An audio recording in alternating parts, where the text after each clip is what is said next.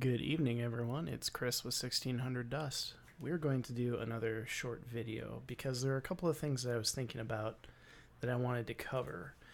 Um, and the server just reset on the region that I'm in, and it kind of got me to thinking because it can be really easy to go, all of my hard work just went away because your rank floor reset. And that's kind of one of those things where you kind of have to prepare yourself for that, and you have to know about it going in.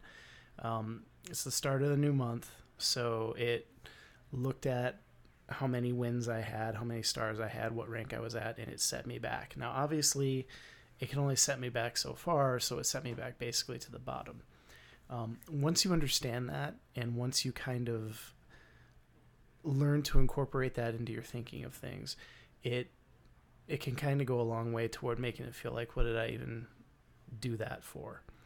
Additionally, the way the ladder system works, it'll bump you back 4 ranks. So you get to rank 15, it's going to bump you back to 19. You get to rank 5, it's going to bump you back to 9. If you get to rank legend, it's going to bump you back to rank floor. So with that in mind, there's certain things that you can do to kind of push to give yourself more of a running start the next month. And again, doesn't really apply for us in this case because we're back at the bottom, which is fine. There's absolutely nothing wrong with being back at the bottom. It just means that we start over and we get more games. We work on building up our win count to getting that golden hero, things of that nature. But some of the things that you can do is really try to make a conscious push. So if you're a person like me, who I'm certainly not a legend player, but what I tend to be is around rank 10. I know that if I try and push above and beyond rank 10, anything I get is basically a bonus. At the very most, it's going to push me back to rank 14. And that's fine. I can fight my way from 14 back to 10.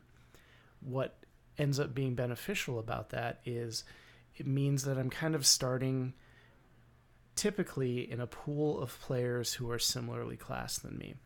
So I'm not having to go all the way back and kind of fight through people who maybe don't have the collection that I do, or maybe don't have the time and effort that I do. And that's saying a lot because I don't have a lot of time to play this game as much as I love it. So the advantage of that is you feel like you're not crushing someone's day, and you're also not kind of trying to build up a sprint to get to where you're ranking up.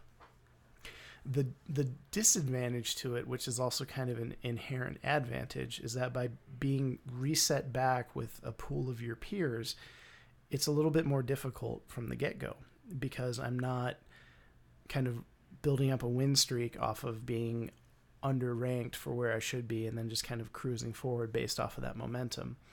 But what that does is it means that I'm going to have to fight to get better right off the get-go. And I think that that's actually a really huge positive that I'm sure we've brought it up in the show before, but it bears mentioning here. So if I start back at rank 15 or rank 14 or rank 16, anywhere in that neighborhood, along with everyone else who ended where I ended, right away the fight is on. And it's going to be a matter of I'm playing against people who are equally skilled as I am. It's going to force me to rethink my plays. It's going to force me to take that extra step. It's going to force me to make sure that I'm performing optimally because I can't rely on people being less skilled than I am to push me through. And speaking of that, those are a couple other points that I wanted to hit on when I was talking about that. The second one was the rope. Now, obviously, each turn is timed, but I want to encourage you to allow that rope to start. Seeing that rope appear and start to fizzle across the screen, if you're not used to it or if you're still kind of new to the game, it can be like a moment of panic and you think, oh no, I got to do something, and you do something, and it might not be the most effective thing to do. What I want to encourage you to do is understand that when that rope starts, it doesn't mean that it's time to panic. What it means is, and if you watch any sort of, HCT, any sort of Twitch play, high level play, anything like that, you'll see a lot of times what happens is The period before the rope is the time to think. Once that rope appears, then it's time to act on your thoughts. And my other points kind of diverge off of that singular point. So waiting until you see the rope to act allows for a couple of things. You can think about multiple options. You can think, what is my optimum play? What is plan B? Why would I want to maybe consider plan B or even a plan C over plan A? What's my opponent playing? Has my opponent shown me things that might let me think, okay, I know I'm playing against a cube warlock versus a even warlock, for example. Obviously, if you see Gen, that's a pretty easy tell, but the principle's the same thing. Am I playing against a tempo mage or a control mage? You can think through those options because those do change what your decision might be. Additionally, and this comes up, especially on ladder, is don't be afraid to squelch.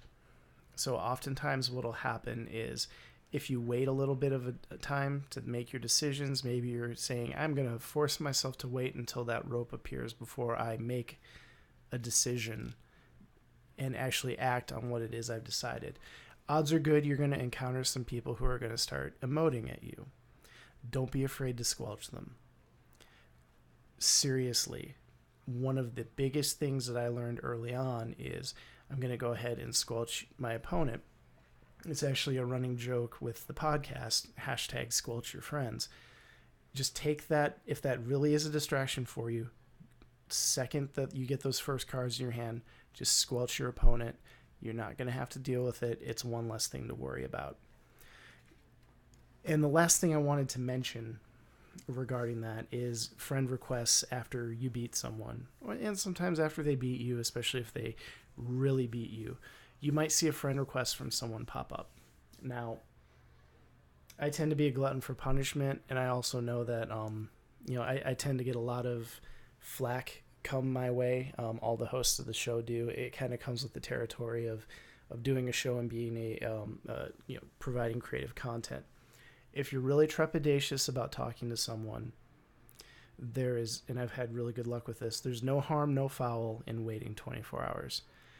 If you don't want to submit yourself to any form of verbal abuse or even potential verbal abuse, if you just do not want to deal with that and you hear that little notification that you've got a friend and you see it's the last person you've played, just wait 24 hours. Just go about your day, go about playing the rest of your games you're going to play, and when you log in the next day, go ahead and add them. Because one of two things are going to happen. Either you will never hear from that person, in which case they've had enough time for their anger to die down and they actually probably don't even remember why they followed you in the first place. And, maybe then you just kind of wait a day or two and remove them off of your friends list at that point. Or option two, and this happens more often than you think it does. It's going to be someone who says, hey, that was a great game. That was an interesting deck choice. Why were you doing what you did? And sometimes you'll even hear things, can you see, did you have X card in your hand? Was I dead next turn? There are a lot of people, the majority of people out here playing this game who genuinely are trying to improve themselves and are genuinely trying to make connections through the game. Another Blizzard game that has made thousands and millions of connections would be World of Warcraft. This is just kind of an offshoot of that in a similar way. But I cannot stress highly enough if it's something that really causes you any level of anxiety or concern, wait that 24 hours. If it really causes you to maybe kind of panic and think suboptimally, go ahead and squelch your opponent as soon as the match starts. And finally, that timer exists for a reason. Feel free to use all of that time that's available to you. And again, I can only stress it, like I said a few minutes ago, if you watch any sort of high-level play, unless you're looking at Pavel, these players, they're not just going, I go bink, bink, bink as soon as priority passes to them. They stop and they think. And they even do it on turns 1 and 2, even with that shortened time length. It's okay, deep breath, get in the game, get in the zone. What am I? What does my deck do? What is my opponent? What does his or her deck do? How do I counter that? Am I a favorite? Am I going to be the control? Am I going to be the beatdown? Know your role type stuff. But I can only encourage you to use those resources, and they will help make you a better player. And remember, you are not your rank. You're not a rank 25 just because it says you are. You are as good or as bad at this game as you allow yourself to be. And if you go into it with an open mind and a willingness to learn and a willingness to admit to your own, mistakes when you make them and go, oh, I can't believe I did that. I'm not going to do that again. You've heard me do it, in some of these episodes, because there's always more you can do. And the only thing that you can really do as a disservice to yourself is to think that you have nothing more to learn from this game. That's going to do it for this episode.